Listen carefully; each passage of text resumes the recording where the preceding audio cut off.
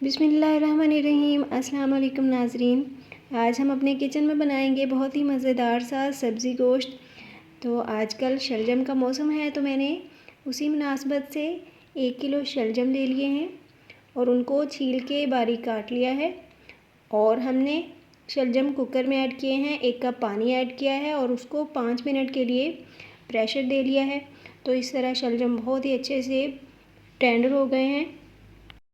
शलजम की सब्ज़ी बहुत जल्दी गल जाती है। आप इसको प्रेशर कुकर के अलावा पैन में भी गला सकते हैं और उसके बाद मैश करेंगे और इसको साइड पर रखेंगे। ये सब्ज़ी बहुत सॉफ्ट हो जाती है। आप इसको हाथों से भी मैश कर सकते हैं।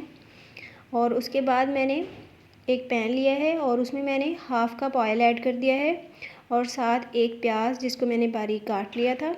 तो प्याज को हमने हाई फ्लेम पे फ्राई करना है ब्राउन होने तक। तो प्याज को मैंने हाई फ्लेम पे इसलिए फ्राई किया है ताकि ये जल्दी से ब्राउन हो जाए और टाइम की बचत हो जाए।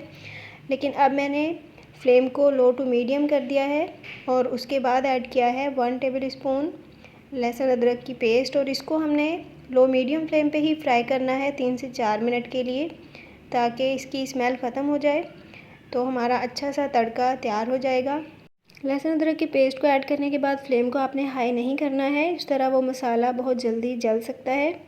तो हम चूँकि गोश्त को भी फ्राई करेंगे इसलिए चंद खड़े मसाले ऐड करना बहुत ज़रूरी है ताकि गोश्त की स्मेल ख़त्म हो जाए। तो इस तरह मैंने गोश्त ऐड करने से पहले दालचीनी का टुकड़ा, 4 से 5 लौंग और 1 बड़ी इलायची ऐड की है। उसके बाद मैंने ऐड किया है 500 ग्राम चिकन जिसको मैंने अच्छे से वॉश करके रखा हुआ था। अब हम इसको फ्राई करेंगे 5 से 6 मिनट के लिए। और चिकन को फ्राई करते हुए मैंने तकरीबन 1 टेबल स्पून पानी भी ऐड किया था। तो 5 से 6 मिनट के लिए हमने इसको फ्राई करना है ताकि इसका कलर भी चेंज हो जाए और गोश्त भी जो पानी छोड़ेगा वो भी ड्राई हो जाए। तो चिकन को हमने फ्राई कर लिया है। अब मैं इसमें ऐड कर रही हूँ 1 मीडियम साइज़ का टमाटर और 3 से 4 हरी मिर्चें। तो इन दोनों चीज़ों को मैंने काट लिया था। तो इनको हमने सिर्फ 2 मिनट के लिए ही हल्का सा फ्राई करना है। तो इनको ज़रा सा मिक्स करने के बाद हम बाकी मसाले ऐड करेंगे। तो सबसे पहले मैं ऐड कर रही हूँ लाल मिर्च का पाउडर हाफ़ टी स्पून, हल्दी भी तकरीबन हाफ़ टी स्पून ही ऐड करेंगे, 1 टीस्पून नमक। तो इन मसालों को भी अच्छे से मिक्स करेंगे ताकि इनका कच्चापन ख़त्म हो जाए। और यहाँ पे नए नाजरीन से गुजारिश है कि प्लीज़ मेरे चैनल को सब्सक्राइब करें और साथ लगे हुए बेल आइकन को प्रेस करें ताकि नई वीडियोस के नोटिफिकेशंस आपको मिलते रहें और मुझे हौसला। तो बाकी मसाले ऐड करने के साथ साथ मैंने 1 टीस्पून धनिया पाउडर भी ऐड कर दिया है। तो धनिया पाउडर को अच्छे से मिक्स करने के बाद मैं ऐड कर रही हूँ दही, तकरीबन 3 से 4 टेबल स्पून दही ऐड कर दिया है जिसको मैंने अच्छे से बीट कर लिया था। तो टमाटर मैंने इसीलिए 1 ऐड किया था क्योंकि मैं दही भी शामिल करने वाली थी। तो तड़का हमारा बेहतरीन तौर पे तैयार है। ऑयल बहुत अच्छे से सेपरेट हो चुका है। तो अब हम इसमें मैश किए हुए शलजम ऐड करेंगे। तो तड़का तो हमने बहुत ही अच्छा तैयार कर लिया था। तड़का हम जितना अच्छा तैयार करेंगे सालन उतना ही मज़ेदार बन के तैयार होगा। तो मैश किए हुए शलजम ऐड करने के बाद इनको एक दफ़ा अच्छे से मिक्स कर लेंगे।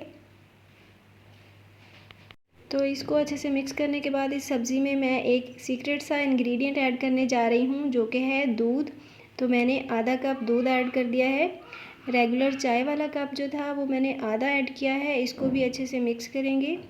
इस तरह से इस सब्ज़ी का टेस्ट दोबाला हो जाएगा। और मिक्स करने के बाद इसको कवर करना है और लो फ्लेम पे कुक करना है तकरीबन 10 से 12 मिनट के लिए। और उसके बाद ऐड करेंगे 1/4 टीस्पून गरम मसाला, 1/4 टीस्पून ही काली मिर्चों का पाउडर और थोड़ा सा हम साथ ज़ीरा भी ऐड करेंगे।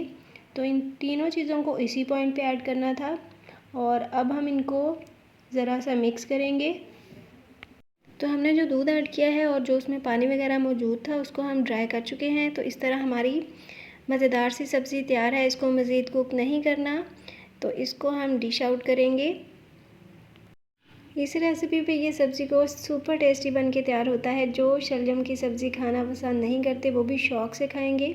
तो मुझे उम्मीद है आपको रेसिपी पसंद आई होगी। वीडियो को लाइक कर दें। अल्लाह हाफिज़।